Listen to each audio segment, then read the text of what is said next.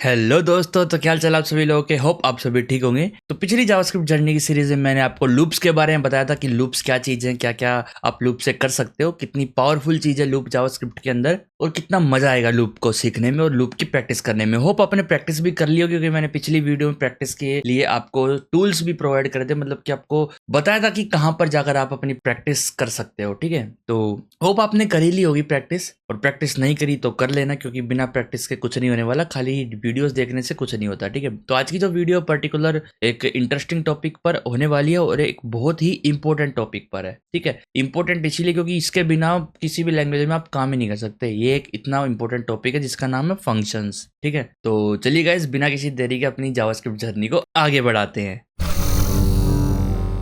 Welcome back guys, आप सभी लोग एक और ब्रांड न्यू वीडियो के अंदर। और आज की इस वीडियो में मैं फंक्शंस कराने वाला हूं आपको। तो फंक्शंस के लिए सबसे पहले हम एक फाइल बना लेते हैं। यहाँ पर 13 वाली वीडियो है अपनी, तो इसके अंदर हम फंक्शंस देखेंगे। तो functions.js लिख देता हूं। अब हमारी जो फाइल है वो बनके तैयार हो चुकी है। इसके अंदर हम अपने फंक्शंस को बना सकते हैं, है ना। अब फंक्शन क्या होता है सबसे पहले ये देख लेते हैं। देखो, मैंने आपको बहुत बार कहा है block of code, code of block, block of code, code of block. ठीक है, ब्लॉक ऑफ कोड का मतलब है कि एक पर्टिकुलर ब्लॉक जिसके अंदर आप पर्टिकुलर एक कोड लिख सकते हो, है ना। अब इसी कोड को अगर मेरे को 10 बार एग्जीक्यूट करवाना तो मेरे को 10 बार लिखना पड़ेगा पूरा का पूरा कोड, है ना। पूरा का पूरा कोड 10 बार लिखना पड़ेगा ना। अब आप कहोगे यार लूप लगा दो, एक ही बार लिखो और उस पर लूप लगा दो, क्योंकि अब तो आपको लूप आ गई। अब तो आप बोल सकते हो ऐसा। देखो, ये तो सिचुएशन होगी जब आपको लगातार 10 बार कराना हो। लेकिन अगर मेरे को ये पर्टिकुलर मान लो console log कराना है, console.log, और इसके अंदर हेलो प्रिंट होता है, हेलो के बाद होता है यहाँ पर डेथ कोड। ठीक है, DEATH। ठीक है, तो यहाँ पर जो ये है, अगर ये मेरे को 10 बार प्रिंट कराना तो आप कहोगे यार लूप लगा लो ना, क्यों टेंशन ले रहे हो, लूप लगा के कर लो, क्योंकि अब तो आपको लूप आती है। देखो, लूप नहीं लगानी ना मेरे को।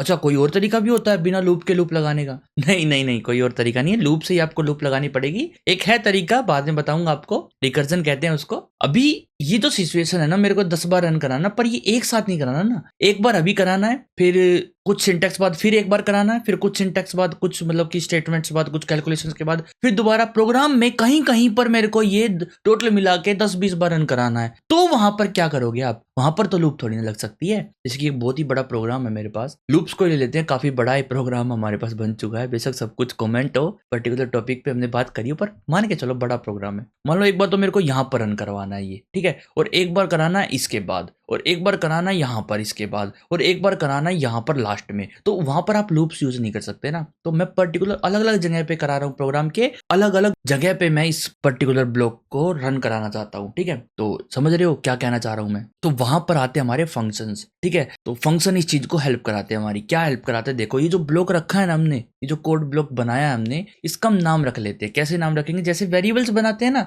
सिंपल ऐसे नाम रख लो। कैसे? सिंपल नाम रख लो, माई फन, मेरा फंक्शन। ठीक है, नाम रख लिया? हाँ जी, बिल्कुल रख लिया। पर अभी हमको बताना पड़ेगा कि ये फंक्शन है। कैसे बताएंगे? कि भाई सबसे पहले तो इसके आगे हमको लिखना पड़ेगा फंक्शन। एक कीवर्ड आता है फंक्शन, फंक्शन ये लिखना पड़ेगा। ठीक है, अब ये फंक्शन बन चुका है। लेकिन फंक्शन सिर्फ इतना ही नहीं होता है, उसके सामने आपको ब्रैकेट्स भी लगाने पड़ते हैं ऐसे। ठीक है, अब ये ब्रैकेट्स लगा दिया आपने। ठीक है, अब ब्रैकेट्स लगाने के बाद अब ये बन गया आपका एक फंक्शन। अब आप इसको जितनी बार चाहे, जहां पर चाहे कॉल कर सकते हो। कैसे? सिंपल आपको लिखना है माई फन और ब्रैकेट लगा दो, ये ऑटोमेटिकली कॉल हो जाएगा। अब देखना यहाँ पर अगर मैं इसको रन करता हूं तो मेरे को, एक सेकंड, गलत प्रिंट हो गया, नोड, और ये हमारा 13 वाला है। रन करते हैं तो हेलो डेथ कोड आ गया। अगर इसको मैं हटा दूं और रन करूं इस प्रोग्राम को तो कुछ भी नहीं आया। अब कहोगे यार ये फंक्शन बना रखा, तो ये अपने आप एग्जीक्यूट नहीं होता ये वाला ब्लॉक ऑफ कोड। बाकी ब्लॉक ऑफ कोड तो अपने आप एग्जीक्यूट होते हैं, लेकिन जिसका आपने नाम रख दिया, जिसके आगे आपने फंक्शन कीवर्ड रख दिया, जिसके आगे आपने ब्रैकेट्स लगा दिए, तो वो एक फंक्शन बनता है। हाँ, तीनों चीजें जरूरी हैं, तो वो बनता है एक फंक्शन। और उस फंक्शन को एग्जीक्यूट कराने के लिए आपको फंक्शन का नाम लिख के ब्रैकेट लगाने पड़ते हैं। हाँ जी, ब्रैकेट लगाने पड़ते हैं। अगर आप ऐसे लिख दोगे तो एग्जीक्यूट नहीं होगा। तो ये रेफरेंस बोलते हैं इसको। अगर आप डायरेक्ट लिखते हो तो इसको रेफरेंस बोलेंगे, बताऊंगा क्यों बोलेंगे, सब बताऊंगा। अगर आपको इसको रन करना है तो आपको ब्रैकेट लगाने पड़ेंगे, और ऐसे ऐसे आप जितनी बार भी चाहो उतनी बार इस फंक्शन को रन कर सकते हो, और जहां पर चाहो वहां पर रन कर सकते हो। हाँ जी, जहां पर चाहो वहां पर, पूरे प्रोग्राम में बस नाम लिखो और रन कर दो। तो यही हमारा फंक्शन, बस इतना ही हमारा फंक्शन। नहीं, देखो, फंक्शन बहुत आसान चीज है, और एक टाइम पे बहुत मुश्किल चीज भी हो जाती है जब आप इंटरनली जाते हो तो फंक्शन के। ठीक है, तो अभी थोड़ा सा मैं आपको बताता हूँ फंक्शन के बारे में। तो जो ये फंक्शन बना है ना, तो इस पूरे फंक्शन ने मेमोरी में जगह ली है कहीं पर, ठीक है, और उसका एड्रेस इस नाम के अंदर सेव कर दिया गया कि भाई तू एक फंक्शन है और तेरे को एक फंक्शन की एड्रेस दे दिया, ठीक है, और उस मेमोरी का एड्रेस जो है वो उस मेमोरी का नहीं, हाँ जहां पर इसने मेमोरी ली है ना वो एड्रेस इसके नाम में आ जाता है, ठीक है। करेंगे उसके बारे में अच्छे से डिस्कस, अभी नॉर्मल बेसिक पे बात करते हैं, ठीक है। फंक्शन बनाया हमने, अब इस फंक्शन को हमने एग्जीक्यूट करना, तो हम क्या करेंगे, हम लिखेंगे इस फंक्शन का नाम और ब्रैकेट लगा देंगे, ये फंक्शन हो जाएगा एग्जीक्यूट। समझ आ गया? तो बस इतना ही था फंक्शंस में, आपको फंक्शन बनाने आ गए, एग्जीक्यूट करने आ गए, सिंपल। लेकिन यहाँ पर और भी चीजें, बहुत सारी चीजें होती है फंक्शन में, ठीक है, बात करते हैं। देखो जब भी आप फंक्शन बनाते हो, फंक्शन कीवर्ड लिखते हो और फंक्शन का नाम लिखते हो, फिर ब्रैकेट लगाते हो और फिर कर्ली ब्रैकेट लगाते हो। मैं आपको वो भी तरीके बताऊंगा और भी नए तरीके भी बताऊंगा फंक्शन बनाने के, ठीक है। लेकिन अभी आप ये सोच लो कि अगर आप यहाँ पर नाम नहीं दोगे ना तो आप इस फंक्शन को कॉल नहीं कर सकते। हाँ जी, इस फंक्शन को आप कॉल नहीं कर सकते अगर आपने नाम नहीं दिया तो, ठीक है। और एक और बात बता देता हूँ मैं आपको कि जो फंक्शन है ना, इसको तो बोलते हैं फंक्शन की डेफिनेशन। क्या बोलते हैं? फंक्शन की डेफिनेशन। मतलब कि आपने फंक्शन को डिफाइन कर दिया, अभी इस नाम का फंक्शन है और उसके अंदर ये करवाना जब उसको कॉल करा जाए तो, ठीक है। और ये है फंक्शन का एग्जीक्यूशन। क्या है? एग्जीक्यूशन। तो आपको कोई बोले कि भाई फंक्शन को डिफाइन करो, फंक्शन की डेफिनेशन लिखो यहाँ पर, तो आप क्या करोगे, तो उस फंक्शन का नाम, ठीक है, ब्रैकेट्स और कर्ली ब्रैकेट्स के अंदर उसका कोड भी लिखोगे, तो वही है कंप्लीट। ये पूरा कंप्लीट होता है फंक्शन की डेफिनेशन। हाँ, आपने फंक्शन को यहाँ पे डिफाइन कर दिया कंप्लीटली कि ये फंक्शन क्या काम करेगा, क्या आर्ग्यूमेंट लेगा, क्या ये आर्ग्यूमेंट से करेगा, सब कुछ हमने इसके अंदर लिख लिया, ठीक है। आर्ग्यूमेंट्स के बारे में ही बात करेंगे इस वीडियो में, डोंट वरी। समझ आ गया? हाँ, बस इतना ही था हमारा फंक्शन। आप कहोगे क्या इतना ही फंक्शन था? हाँ जी, इतना ही था और कुछ नहीं है इस फंक्शन के अंदर, ठीक है। ये तो हमारा हो गया एक टाइप का फंक्शन। अब बारी आती है दूसरे टाइप के फंक्शन पढ़ने की। तो फंक्शन के कितने टाइप होते हैं वो मैं अभी बताता हूँ आपको। यहाँ पर देखो, यहाँ पर एक तो लूप्स लिखा रह गया ना, बाद में चेंज कर लेंगे। अभी हो रहा है क्या चेंज? हाँ, हो रहा है चेंज। यहाँ पे लिख देते हैं फंक्शन, सेव करते हैं। अब देखो यहाँ पर बताता हूँ आपको क्या चक्कर है। देखो फंक्शन है, फंक्शन आपको पता चल गया फंक्शन होता क्या है। तो टाइप कितने हैं फंक्शन के टाइप, है ना। बेसिक बताता हूँ कितने होते हैं। देखो, एक फंक्शन जो ना तो रिटर्न करे, रिटर्न नहीं करता और पैरामीटर भी नहीं लेता, पैरामीटर नहीं लेता, ठीक है। ये हो गया हमारा फर्स्ट टाइप का फंक्शन। क्या हो गया? फर्स्ट टाइप का, ठीक है। सेकंड टाइप का हो जाता है जो रिटर्न करता है पर पैरामीटर, परम्स बोल लो इसको, चल जाएगा ना काम? हाँ जी, चल जाएगा बिल्कुल। पैरामीटर नहीं देता, तो वो हो गया हमारा सेकंड टाइप का फंक्शन, ठीक है। एक होता है जो कि रिटर्न नहीं करता पर परम से लेता है, ठीक है। वो हो गया हमारा तीसरे टाइप का फंक्शन, ठीक है। इनका कोई नाम वगैरह नहीं है, बस आप मान सकते हो इनको, ठीक है। और एक है जो रिटर्न भी करेगा और पैरामीटर भी लेगा, पैरम्स भी लेगा। वो हो गया हमारा चौथे टाइप का फंक्शन। तो ये हमारे 4 टाइप के मेन फंक्शन हो गए, ठीक है। कौन से मेन फंक्शन? कि भाई रिटर्न करेगा और पैरामीटर भी नहीं, रिटर्न भी नहीं करेगा, पैरामीटर भी नहीं लेगा। एक रिटर्न करेगा पर पैरामीटर नहीं लेगा, रिटर्न नहीं करेगा पर पैरामीटर लेगा, और एक है रिटर्न करेगा पर पैरामीटर भी लेगा, ठीक है। तो देखते हैं, मैंने आपको बहुत बोला है अब तक कि रिटर्न ये चीज ये रिटर्न करती है, ये चीज ये रिटर्न करती है। तो आज आप समझ जाओगे रिटर्न का मतलब क्या होता है। तो ठीक है, तो चले कोड पे और देखते हैं। यहाँ पर अभी मैंने आपको एक ही टाइप का फंक्शन बताया कि जो ना तो रिटर्न करता है ना पैरामीटर लेता है। अब बारी आती है एक ऐसे फंक्शन को बनाएंगे जो कि कुछ रिटर्न करता हो पर पैरामीटर ना लेता हो, ठीक है। तो क्या नाम रखे फंक्शन का, आप बताओ। फंक्शन लिखेंगे यहाँ पर, हम नाम लिखते हैं ऐड 2 नंबर्स, नहीं ऐड 5 and 6। ये मैंने फंक्शन का नाम रख दिया, ठीक है। यहाँ पर ये क्या करेगा, 5 और 6 को ऐड करेगा और console log कर देगा, ठीक है। console.log सम। रन करते हैं इसको डायरेक्ट, और रन करते तो कुछ भी नहीं आया। अब आप कहोगे कॉल तो कर लो इसको। देखो फंक्शन सीख ली तो कॉल करना भी आ गया होगा। यहाँ पर हम लिखेंगे ऐड और ऐड 5, ये नाम लिख के ब्रैकेट लगा देंगे तो कॉल हो जाएगा। अब रन करके देखते तो 11 आ गया, है ना, console log 11। अब क्या मैं इसके अंदर जो ये 11 इसने प्रिंट करा है, क्या मैं बाहर ले सकता हूँ? मतलब कि क्या मैं इसके अंदर से कुछ वैल्यू बाहर निकाल सकता हूँ? अगर मैं लेट करूँ, लेट सम इक्वल टू, अगर मैं ये कर दूं तो क्या होगा, ये जब फंक्शन रन होगा जो भी ये चीज रिटर्न करेगा वो सम के अंदर आ जाएगी। console.log करके देख लेते हैं यहाँ पर, एक सेकंड। console.log करेंगे और इसके अंदर सम को प्रिंट कर दूंगा। अब देखना क्या आएगा यहाँ पर। पहले आया 11, फिर आया अनडिफाइंड। अब इस अनडिफाइंड का क्या मतलब है? देखो, अगर आप पर्टिकुलर फंक्शन है कोई भी, अगर आप उसके अंदर कुछ भी रिटर्न नहीं करते हो ना, तो वो ऑटोमेटिकली अनडिफाइंड रिटर्न कर देता है। तो इसके अंदर सम के अंदर अनडिफाइंड आ गया है। क्या आ गया? अनडिफाइंड। और जब आपने अनडिफाइंड को ही प्रिंट करने की कोशिश की तो अनडिफाइंड ही आएगा ना। और ये 11 कहाँ से आ रहा है, ये 11 तो हम इस फंक्शन के अंदर कंसोल लॉग कर रहे हैं ना सम को, तो वो ये 11 प्रिंट हो रहा है यहाँ पर, समझे, इस फंक्शन के अंदर प्रिंट कर रहे हैं हम, तो ये प्रिंट हो रहा है। अब मैं चाहता हूं कि मैं यहां से जो ये सम है ना इसको मैं रिटर्न करूं। रिटर्न का मतलब है जहां पर भी ये फंक्शन कॉल किया जाएगा ना, कहीं पर भी कितनी ही बार जब भी ये फंक्शन कॉल किया जाएगा तो वहां पर ऑटोमेटिकली वो वैल्यू पहुंचा दी जाएगी जैसे ही फंक्शन एग्जीक्यूशन खत्म होगी। ठीक है, जैसे ये बहुत बड़ा फंक्शन है, मान लो 400-500 लाइन का फंक्शन है, मान के चलो, इतने बड़े फंक्शन होते नहीं है वैसे, मान लो 400-500 लाइन का फंक्शन है, और यहाँ पे आपने इस फंक्शन को लिख दिया, और यहाँ पे मैंने लिख दिया कि भी रिटर्न कर दे सम को रिटर्न कर दे। ठीक है, तो ये क्या करेगा, ये 400-500 लाइन का कॉल है, फंक्शन है, सारी की सारी 400-500 लाइन पूरी करेगा और रिटर्न कर देगा सम को। लास्ट में रिटर्न कहाँ करेगा, जहां पर भी इसको कॉल कर रखा होगा ना वहां पर सम आ जाएगा, जो भी सम की वैल्यू होगी वो यहाँ पर आ जाएगी और वो वैल्यू इस सम के अंदर चली जाएगी और सम को प्रिंट कर देंगे। अब आप कहोगे यार ये सम जो है और ये सम बराबर है, नहीं बिल्कुल बराबर नहीं है भाई, क्योंकि ये जो ब्लॉक है ये अलग है। मैंने आपको बता रखा है कि पर्टिकुलर ब्लॉक अलग होता है, उसका जो स्कोप है वो अलग होगा। स्कोप की बात करेंगे आने वाले वीडियोस में, पहले आपको फंक्शन तो सिखा दूं। अब आपको फंक्शन आ चुकी है, एरेज आ चुकी है, लूप आ चुके हैं और कंडीशंस आ चुकी, तो आपको ब्लॉक के बारे में थोड़ी बहुत नॉलेज हो चुकी। ब्लॉक क्या है, ब्लॉक क्या है, सिंपल है कि ये ब्लॉक, और इसके अंदर अगर आप लेट का यूज करके कोई भी वेरिएबल बनाते हो तो ये इसी तक सीमित रहता है। यही अपना भी अभी के लिए मान के चलो यही अपना स्कोप। ठीक है, तो ये वेरिएबल इस वेरिएबल से बिल्कुल अलग है, बिल्कुल अलग है, डिफरेंट है, सब कुछ अलग है। ठीक है, इसीलिए हम दो नाम की वेरिएबल एक ही फाइल में बना पा रहे हैं क्योंकि इसका स्कोप बिल्कुल ही अलग है। ठीक है, ये बनेगा यहाँ पर और जैसे ही फंक्शन खत्म होगा ये वेरिएबल खत्म हो जाएगा, बिल्कुल खत्म हो जाएगा। ठीक है, तो ये समझ आ गया आपको। अब जितनी बार आप चाहो इसको रन कराओ और ये रन करके सम को रिटर्न करेगा, सम के अंदर या किसी भी नाम के अंदर आप रिटर्न करवा लो वो रिटर्न कर देगा। अब इसको रन करके देखो तो 11 आया है। अब हमने इसके अंदर कंसोल लॉग नहीं करा, अब हमने रिटर्न वैल्यू को सेव करवाया किसी वेरिएबल में और फिर यहाँ पर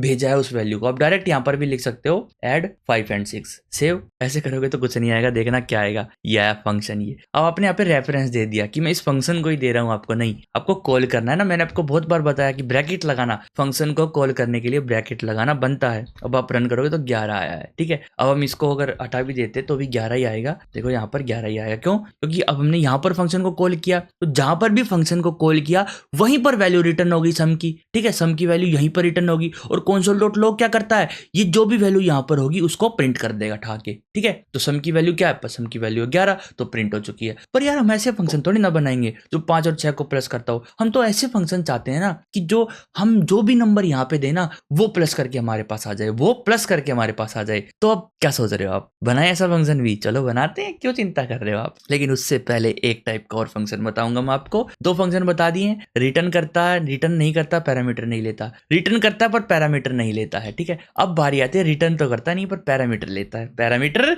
लेता है, तो उसके बारे में अभी डिस्कस कर लेते हैं। ये फंक्शन को भी यहाँ पर कमेंट कर देते हैं। ठीक है, ये लो कमेंट कर दिया। उसके बाद एक और फंक्शन बनाएंगे फंक्शन, और ये है हमारा ऐड का फंक्शन। सिंपल ऐड करेंगे हम और यहाँ पर पैरामीटर लेना है ना, तो सबसे पहले हम क्या करेंगे, दो पैरामीटर लेंगे और उनको कंसोल एक सम के अंदर प्रिंट करवा लेंगे। Let sum equal to a plus b, और यहाँ पर हम console.log करा देंगे सम को। ठीक है, सॉरी console.log कराएंगे सम को। समझ आ गया, फंक्शन को ऐड करेंगे। अब a और b कहाँ से आएंगे, a और b मैं चाहता हूँ कि मैं भेजू, जहां पर भी मैं इसको ऐड फंक्शन को कॉल करूँ ना, ऐड नहीं बनाते इसका नाम, इसका बनाते add two numbers.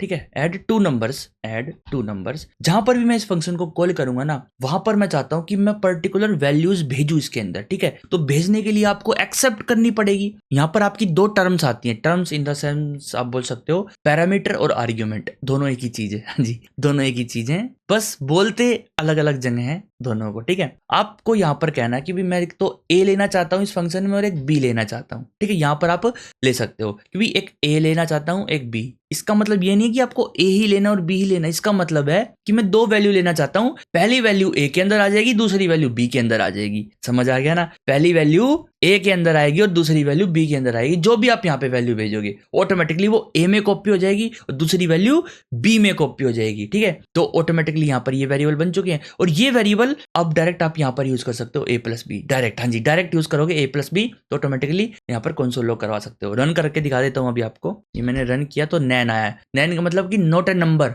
Not a number की भी अभी ना तो a दिया है ना b दिया है और a और b कुछ भी नहीं दिया है, तो ये सम क्या हुआ, अनडिफाइंड प्लस अनडिफाइंड, प्लस करने पर ज्यादातर नंबर ही आता है, तो प्लस करने पर इसने कह दिया कि नोट ए नंबर, देन एक फॉल्स वैल्यू हमारे पास कंसोल लॉग हो चुकी है। रिटर्न नहीं हो रही है, ध्यान रखना, रिटर्न नहीं हो रही है, कंसोल लॉग हो रही है। कंसोल लॉग अलग चीज है, रिटर्न अलग चीज है, ठीक है। तो ये फंक्शन क्या करेगा, दो नंबर को ऐड करके प्रिंट कर देगा, बस रिटर्न नहीं कर रहा है। हाँ, पैरामीटर ले रहा है पर रिटर्न नहीं कर रहा है, तो ये इस टाइप का फंक्शन है। ओके ओके, तो चलो यहाँ पर देखते एक बार। यहाँ पर मैं देता हूँ 5,7। अब ये 5 चला जाएगा इस ए के अंदर और 7 चला जाएगा इस बी के अंदर। ऐसे ऐसे आप कितने भी फंक्शन को कॉल कर सकते हो। रन करते तो 12 आ गया, 5 और 7 12। एक काम करते हैं 4-5, वेट गड़बड़ हो गई कुछ। 4-5 बार इसको कॉपी करते हैं और हर बार अलग वैल्यूज देंगे। यहाँ पर देता हूँ मैं 6 + 7, यहाँ पर देता हूँ 7 + 7, यहाँ पर देता हूँ 8 + 7, यहाँ पर 9 + 7। यहाँ पर भी आप अलग अलग दे सकते हो जो मन में आए आपका। तो देखते हैं 12, 13, 14, 10, 16। ये आ गई 12, 13, 14, 10, 16। ठीक है, सही नंबर प्रिंट हो चुके हैं यहाँ पर। अब देखो यहाँ पर हम हर बार अलग पैरामीटर दे सकते हैं ताकि हमारा जो फंक्शन है वो एक कैलकुलेशंस करके हमको रिटर्न कर सके पर्टिकुलर पैरामीटर्स के ऊपर, है ना। तो अब देखो इनको तो बोलते हैं पैरामीटर्स। जब आप फंक्शन के अंदर एक्सेप्ट कर रहे हो ना किसी चीज को, क्योंकि दो वेरिएबल को मैं एक्सेप्ट करूंगा, ए नाम का बी नाम का, उनको बोलते हैं पैरामीटर्स, ठीक है। और सेम जब आप उस फंक्शन के अंदर दो वैल्यू भेजते हो तब बोलते हैं यहाँ पर आपको दो आर्ग्यूमेंट सेंड करने हैं, ठीक है, दो आर्ग्यूमेंट भेजने हैं। बात एक ही है पर ऐसे यूज बोला जाता है, ठीक है। टर्मिनोलॉजी से बस पता होना चाहिए आपको। जब आप भेजोगे तो आर्ग्यूमेंट और जब आप लोगे फंक्शन के अंदर तो पैरामीटर्स, ठीक है। जब आप फंक्शन बनाओगे ना तो आपको कहा जाएगा कि यहाँ पर आपको ना 4 पैरामीटर्स लेने हैं, उन चारों पैरामीटर्स को आपको ये करना है और फिर डेटाबेस पे भेजने हैं या वहां से कुछ एपीआई कॉल वगैरह करनी है, जो भी आपको करना वो आपको करना है, ठीक है। और जब आप उस फंक्शन को कॉल करवाओगे तब बोला जाएगा यहाँ पर आप 4 आर्ग्यूमेंट भेज, एक तो ये भेज, एक ये भेज, एक ये भेज और एक ये भेज। समझ आया? तो ये है आर्ग्यूमेंट और ये है पैरामीटर्स। बस इतना ही था, सिर्फ इतना ही था आर्ग्यूमेंट और पैरामीटर्स का। ये आपका हो गया एक फंक्शन। कौन से वाला फंक्शन हो गया बताओ मेरे को? ये हो गया आपका जो रिटर्न ना करता हो पर पैरामीटर लेता हो। अब हम एक अच्छा फंक्शन बनाने वाले हैं। हाँ जी, एक अच्छा ढंग का फंक्शन बनाएंगे जो कि पर्टिकुलर रिटर्न करेगा। फंक्शन बनाऊंगा, function add two number, same नाम से बनाएंगे नंबर्स, और यहाँ पर ये कर देते हैं अब हम, ठीक है। यहाँ पर भी मैं कहता हूँ कि भी मेरे को एक ए चाहिए और एक बी चाहिए। सबसे बड़ी बात जावास्क्रिप्ट के अंदर ये है, यहाँ पर आपको बताना नहीं पड़ता कि किस टाइप के आपको वेरिएबल चाहिए, भाई स्ट्रिंग का चाहिए, इंट का चाहिए, कुछ भी आप यहाँ पर बता नहीं सकते, ठीक है। तो यहाँ पर कंडीशन खराब भी हो सकती है अगर कोई स्ट्रिंग भेज दे। ऐड टू नंबर्स है फंक्शन का नाम, पर फिर भी कोई अगर स्ट्रिंग भेज दे, नहीं यहाँ पर स्पेलिंग गलत हो गई क्या, TWO2 होता है, ऊपर भी गलत लिख दी, नहीं ऊपर तो ठीक है। तो अब मैं क्या करूंगा, एक वेरिएबल बनाऊंगा, लेट रिजल्ट मान लो, सम मान लो, टोटल मान लो, टोटल लिखते हैं, total equal to A + B और रिटर्न कर दूंगा रिटर्न टोटल, ठीक है। टोटल को मैंने रिटर्न कर दिया। अब मैं डायरेक्ट यहाँ पर क्या करा सकता हूँ, कंसोल लॉग करा सकता हूँ। एक सेकंड, यहाँ पर मैं चाहे तो वेरिएबल में सेव करवा लो या फिर डायरेक्ट कंसोल लॉग करवा लो, है ना। console.log करेंगे और इसके अंदर मैं ऐड टू नंबर्स कर दूंगा यहाँ पर, और इसके अंदर भेज दूंगा 14 और 78। अब आप बताओ इसका आंसर क्या आएगा? रन करके देख लेते हैं एक बार। 92 आ चुका है 92 परफेक्टली। अब रिटर्न कर रहा है वैल्यू को, अब ये वैल्यू को रिटर्न कर रहा है अपनी कैलकुलेशंस करके, जो वैल्यू बन के आई है उसको रिटर्न कर रहा है। हाँ जी, आप एक और चीज कर सकते हो, देखो अभी दिखाता हूँ। console.log करते हैं यहाँ पर, हेलो कैसे हो। अब इसको रन करें, देखो इस फंक्शन को एग्जीक्यूट कर रहा हूँ तो ये भी तो होना चाहिए ना एग्जीक्यूट। पहले तो ये फीका पड़ गया यहाँ पर, है ना, फीका पड़ गया। आप इस पे हाथ लेके जाओगे, अपना कर्सर लेके जाओगे तो यहाँ पर लिखा है अनरीचेबल कोड डिटेक्टेड। इसका मतलब है ये कोड रीच ही नहीं हो पा रहा है, इस कोड पे हम पहुंच ही नहीं पा रहे। आपने यहाँ पे कोड क्यों लिखा है, अब पहुंच क्यों नहीं पा रहे, दिखाता हूँ अभी, रन करके देख लेते हैं। कभी क्या पता VS कोड झूठ बोलता हुआ ना। 92 आया है अभी भी, पर ये कंसोल लॉग नहीं हुआ। इसका मतलब ये है गाइस कि जब भी आप रिटर्न लगा दोगे ना किसी फंक्शन के अंदर, तो वहीं पर वो फंक्शन खत्म हो जाएगा, वहीं पर वो फंक्शन आत्महत्या कर लेगा। बिल्कुल, हाँ जी, रिटर्न करते ही आप फंक्शन कहेगा बाय बाय, मैं चलता हूँ, नीचे कुछ भी कोड हो मेरे को मतलब नहीं है, मैं कर रहा हूँ बाय बाय, ठीक है। और जो भी रिटर्न करना वो रिटर्न कर देगा। समझ आ गया? बस इतना ही था, बस इतना ही था। अगर आप यहाँ पर खाली रिटर्न छोड़ते हो तो भी रिटर्न होगा, लेकिन अनडिफाइंड रिटर्न होगा, ठीक है। आप छोड़ सकते हो खाली रिटर्न, आपको बीच में अगर फंक्शन को कहीं पर रोकना पड़ जाए, कहीं पर कुछ ऐसी कंडीशन पे रिटर्न करना पड़ जाए कि अगर ये हो तो आप सिंपली बाहर भाग जाना, कुछ मत करना, तो आप ऐसे कर सकते हो, सिंपल रिटर्न लिख सकते हो, ठीक है। तो यहाँ पे हमको टोटल को रिटर्न करना है और अब हमारा जो फंक्शन है परफेक्टली काम करेगा ये, ठीक है। आप ये भी लिख सकते हो, यहाँ पर डायरेक्ट रिटर्न में लिख दो A + B डायरेक्ट। हाँ जी, एक काम करते हैं, यहाँ पे लिख देते हैं टोटल और अब इसको कर दो कमेंट, और यहाँ पर आप direct return a plus B भी कर सकते हो, ठीक है। अब क्या करेगा, a और b लिए और रिटर्न कर देगा, a और b को प्लस करके रिटर्न कर देगा, डायरेक्ट आंसर आपके पास सेम ही आने वाला है। ऐसे ऐसे आप कितने ही फंक्शन को कॉल करवा लो और यहाँ पर वैल्यू जो मर्जी चाहे आप वो दे सकते हो, ठीक है, जो मन में आए आपके, ठीक है। सेव करते हैं इस फाइल को, रन करके देखते हैं तो हमारे पास हर बार अलग वैल्यूज आ चुकी हैं यहाँ पर प्लस होके। तो फंक्शन इसीलिए बनाए जाते हैं कि आप एक एल्गोरिदम सेट करके रख दो एक पर्टिकुलर पैरामीटर्स पे, ठीक है, कि भाई अगर ये मिले ये मिले तो उनके साथ ये करना है। तो अब जब भी चाहो उन फंक्शन को कॉल कर लो, हर बार अलग आर्ग्यूमेंट्स दो, हर बार आपके पास अलग कैलकुलेशन होके आ जाएगी। तो फंक्शंस बहुत यूज में आते हैं, बहुत ज्यादा यूज में आते हैं, ठीक है, बहुत ही ज्यादा यूज में आते हैं। बिना फंक्शन के आप कुछ भी नहीं कर पाओगे। तो ये हो गया हमारा चौथे टाइप का फंक्शन। बस मेन हमारे फंक्शंस इतने ही थे, इतने ही टाइप के थे। अब आप कहोगे यार इतने से फंक्शंस में क्या काम होगा ना, और भी तो फंक्शंस हो गए ना कुछ अच्छे अच्छे बनाने के लिए। देखो वो आपके ऊपर है टोटली, आप कैसे बनाते हो फंक्शंस को। इसको यहाँ पे कमेंट कर लेते हैं। अब तो यहाँ पे हम ना लिमिटेड पैरामीटर्स भेज रहे हैं ना, अब आपको अनलिमिटेड भी सिखा देता हूँ कि अनलिमिटेड पैरामीटर्स कैसे भेजने हैं। तो अभी आपने कहा यहाँ पे ऐड 2 नंबर्स, लेकिन अगर आपको करना भी ऐड नंबर्स, पर्टिकुलर एक फंक्शन है जो कितने भी नंबर दे दो उसके अंदर वो सारे ऐड कर देगा। अभी दिखाता हूँ आपको कैसे करेंगे वो भी। तो यहाँ पर मैं लिखता हूँ कंसोल, नहीं कंसोल तो बाद में करेंगे। तो अभी यहाँ पर मैं लिखता हूँ फंक्शन ऐड नंबर्स, ठीक है। अब इसके अंदर हमको क्या करना है, सिंपल हम क्या करेंगे, एक नंबर लेंगे, ठीक है, नंबर। और अभी हम क्या करेंगे यहाँ पर जितने भी यहाँ पर नंबर होंगे ना सबको प्लस करना है। प्लस बाद में करूंगा, यहाँ पर मैं एक बार क्या करता हूँ रिटर्न कर देता हूँ, रिटर्न नंबर, ठीक है। प्लस बाद में करके दिखाऊंगा आपको। यहाँ पर हम लूप का भी यूज करने वाले हैं, देखना अभी आप कैसे करेंगे। console.log करेंगे और ऐड नंबर को कॉल कर दूंगा और यहाँ पे भेज दूंगा 34 44 55 66 77। रन करता हूँ तो अब देखना यहाँ पर क्या आएगा। यहाँ पर आ गया console is not a function. तो यहाँ पर आपको log भी तो लिखना था log तो लगाया ही नहीं, console तो फंक्शन है ही नहीं ना, log है फंक्शन। तो 34 यहाँ पर आ चुका है, ठीक है। इसने क्या किया, इसने हमने यहाँ पर बहुत सारे आर्ग्यूमेंट भेज दिए पर इसने एक ही पैरामीटर को एक्सेप्ट कर रखा था, ठीक है, वो है नम। जो भी पहला था वो इसने वो नम में कॉपी हो गया, बाकी सारे खत्म हो चुके हैं। रिटर्न कर दिया नम को, नम में आया 34 को ही हमने रिटर्न कर दिया, समझे। तो ये यहाँ पर गड़बड़ हो गई। तो पर मैं चाहता हूँ मैं जितने भी यहाँ पर भेजूं सारे के सारे मेरे पास आ जाए। तो वहां पर ना एक मैंने आपको ना स्प्रेड ऑपरेटर बताया था एरेज में और ऑब्जेक्ट में, spread operator dot dot dot, ठीक है। इसको रेस्ट ऑपरेटर भी बोला जाता है। यहाँ पर अगर आप इसको यूज करोगे तो ये रेस्ट ऑपरेटर है, और अगर आप जैसे मैंने आपको बताया वहां पर यूज करोगे तो स्प्रेड ऑपरेटर है। यहाँ पर है कि मैंने लिख दिया नंबर्स, ठीक है। अब जितनी भी चीजें आप यहाँ पर भेज दो ना वो सारी आएंगी। देखो नंबर को रिटर्न करके दिखाता हूँ, अभी आपको रन करेंगे यहाँ पर तो देखो एक लिस्ट आई है नंबर्स की। अब ये क्या किया मैंने, जितने भी मैंने इस ऐड नंबर फंक्शन के अंदर नंबर भेजे हैं ना, जितने भी नंबर नहीं कुछ भी, जो भी आर्ग्यूमेंट आप भेजोगे, जितने भी आर्ग्यूमेंट भेजोगे सारे के सारे एज अ लिस्ट, नंबर्स नाम की एक लिस्ट बन जाएगी, सारे के सारे उसमें आ जाएंगे, सारे के सारे उसमें आ जाएंगे। बस इतना ही था और कुछ था ही नहीं। और उसी लिस्ट को हमने रिटर्न करा दिया डायरेक्ट, और वो रिटर्न हुई यहाँ पर, पूरी की पूरी लिस्ट रिटर्न हो गई और इसने कंसोल लॉग कर दिया उसको ताकि वो प्रिंट हो गई, समझ गए। तो ऐसे ही तो चलता हमारा प्रोग्राम का फ्लो। तो अब हम सारे नंबर्स को प्लस कैसे करेंगे, जितने भी यहाँ पर नंबर्स होंगे सारे को प्लस कैसे करेंगे। देखो नंबर एक लिस्ट है, नंबर क्या है, एक लिस्ट है। तो हम क्या करा सकते हैं, यहाँ पर लेट ले सकते हैं सम इक्वल टू 0। अभी मैंने सम की वैल्यू 0 ले ली है और यहाँ पर हम रिटर्न भी कर देंगे सम को, ठीक है। अब हम हर एक को लूप के थ्रू एक्सेस कर सकते हैं ना, कैसे करेंगे देखो अभी दिखाता हूँ। फॉर लूप लगा के दिखाता हूँ। फॉर ये जो आपके पास ऑप्शन आए थे ना, लेट नंबर ऑफ नंबर्स, ये भी बताऊंगा आपको ये क्या है। छोटा सा लूप का सिंटेक्स है, ये बहुत इजी लूप है। ये मैं आपको तब बताऊंगा जब मैं आपको ये सारी चीजें बताऊंगा ना, फॉर ईच लूप क्या होती है, साथ में मैप वगैरह बताएंगे, तभी आपको बता दूंगा, कोई दिक्कत की बात नहीं आएगी, डोंट वरी, ठीक है। बताऊंगा बाद में बताऊंगा, अभी एकदम जोर आता है ना, फिर जो बिगिनर्स है उनके लिए तो जोर आएगा ही। यहाँ पे लेट ले लेते हैं i इक्वल टू 0 और यहाँ पर लगाएंगे ये i लेस देन है नंबर्स की जो हमारे पास एरे आई है उसकी लेंथ से, और i जो है वो प्लस प्लस होता रहेगा, ठीक है, सिंपल। अब मैं क्या करूंगा, सम में इक्वल टू सम प्लस आई कर दूंगा। सॉरी आई नहीं करना, मेरे को आई नहीं करना, गलत, आई तो इंडेक्स है, नंबर का इंडेक्स वाला, ठीक है, ये कर दूंगा। अब ये क्या कर दिया भाई, ये क्या है, ये क्या दे दिया। देखो अभी रिटर्न करते हैं इसको, अभी सेव करते हैं, रन करके दिखाता हूँ। अभी आपको 276 आंसर आ चुका है। अब आप इसको प्लस करके देख लो, 276 ही आएगा। नहीं यकीन हो ना तो मैं यहाँ पे एक काम करता हूँ, 1,2,3 दे देता हूँ। इसका तो पता ही होगा ना आपको, 6 आंसर आएगा, है ना। तो यहाँ पर मैं देखता हूँ 6 आया, है ना। कैसे आया देखो अभी समझते हैं। यहाँ पर मैंने 3 आर्ग्यूमेंट भेजे और यहाँ पर तीनों के तीनों आर्ग्यूमेंट एज अ लिस्ट इसने सेव कर लिए नंबर्स नाम की एरे में, ठीक है। सम लिया मैंने, एक वेरिएबल बनाया जिसकी वैल्यू स्टार्टिंग में मैंने 0 रख दी, ठीक है, स्टार्टिंग में मैंने क्या रख दी, 0 रख दी। फिर मैंने एक लूप चलाई इसकी लेंथ तक, नंबर की लेंथ तक, ठीक है।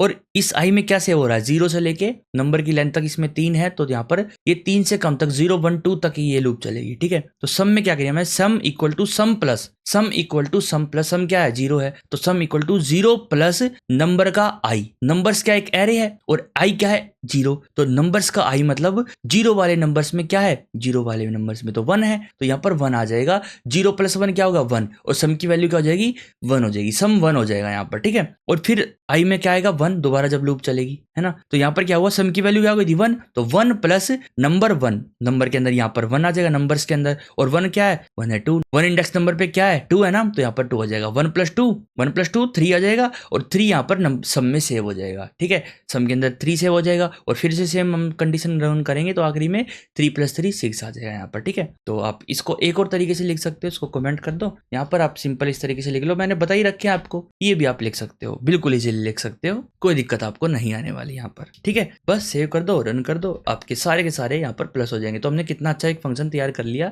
जो कि आपको सम को रिटर्न करता है, हाँ कंसोल लॉग नहीं करता, रिटर्न करता है, ताकि आप उसको पर्टिकुलर कहीं पे भी यूज कर सको, ठीक है। अब आप इसके अंदर कितने ही बड़े बड़े, कितने भी अच्छे अच्छे, कितने भी सारे नंबर दे दो, ये आपको टोटल प्लस करके दे देगा सारे के सारे नंबर्स को, ये आ गया है, ठीक है। तो ऐसे आप मल्टीप्लाई का बनाओ, है ना, आप मल्टीप्लाई का बनाओ और मेरे को कोड जरूर भेजना कमेंट में, याद से भेजना बिल्कुल, अगर नहीं भेजा तो देखना पाप लगेगा आपको कि आप सीख रहे हो, बस काम नहीं करते कुछ भी, ठीक है। अब काफी सारी चीजें हम डिस्कस कर लेंगे इसके अंदर, फंक्शंस के अंदर आगे आने वाले वीडियोस में मैंने आपको फंक्शंस बता दिए कैसे बनाने हैं ना, और कैसे आपको एक्सेप्ट करने, कैसे रिटर्न करना, ये सभी आपको आ गया ना। तो एक काम करते हैं, फंक्शन के अंदर मैं कुछ चीजें और दिखा देता हूँ आपको। मैं एक फंक्शन बनाता हूँ, यहाँ पर एक सिंपल फंक्शन बनाऊंगा, माई फंक्शन माई fun2 के नाम से, ठीक है, क्योंकि पहले एक fun1 के नाम से तो एग्जिस्ट करता है ना फंक्शन, तो यहाँ पर मैंने फंक्शन बना लिया, ठीक है। ये कर रहा है कंसोल होगा हेलो आई में फंक्शन नहीं, मैं इसके अंदर एक एरे लूंगा, ठीक है, ARR नाम से, ठीक है। तो आप इसके अंदर पर्टिकुलर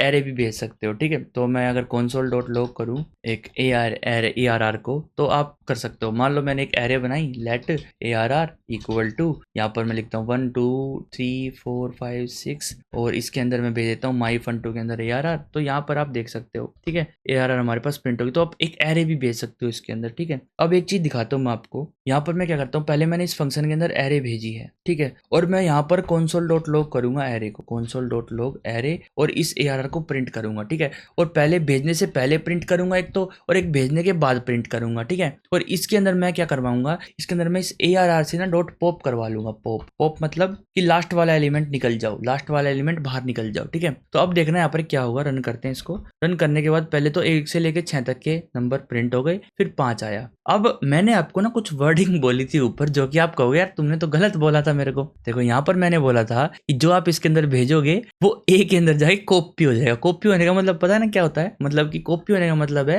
जो आपके पास रियल डेटा वो सेव रहेगा और बाकी कॉपी हो जाएगा। तो यहीं पर प्रॉब्लम्स आती है एरेज के और ऑब्जेक्ट के मामले में। हाँ जी, तो प्रॉब्लम क्या आएगी, देखो मैंने आपको ऑलरेडी बता रखा है, ऑलरेडी बता रखा है अपनी वीडियो में, जिसके अंदर मैंने टाइप कन्वर्जन और रेफरेंस के बारे में बताया था आपको। तो रेफरेंस वाला काम हो रहा है इसके अंदर। तो एरे क्या है, एक रेफरेंस डेटा टाइप है ना, नॉन प्रिमिटिव डेटा टाइप है, तो वहां पर ये चीज इफेक्ट कर रही है, क्योंकि जब आप एक एरे को भेज रहे हो ना जब फंक्शन के अंदर, तो एरे नहीं जा रही है, एरे का एज अ रेफरेंस जा रहा है, उसका एड्रेस जा रहा है, मेमोरी का एड्रेस। तो ये फंक्शन भी इसी एरे को पॉइंट आउट कर रहा है, इसी सेम एरे को पॉइंट आउट कर रहा है। समझ आ गया? हाँ, सेम एरे को पॉइंट आउट कर रहा है। और जब आपने सेम एरे को पॉइंट आउट कर लिया, तो जब आपने पॉप लगाया तो उसी एरे पे पॉप लग गया, इस वाली एरे पे, ठीक है। नाम पे मत जाना, नाम बेशक सेम हो, नाम का नाम ये अलग है, ठीक है, वेरिएबल का नाम अलग है। जब आपने यहाँ पर ARR भेजी, तो जो ARR जहां पर मेमोरी में बनी है ना, जिस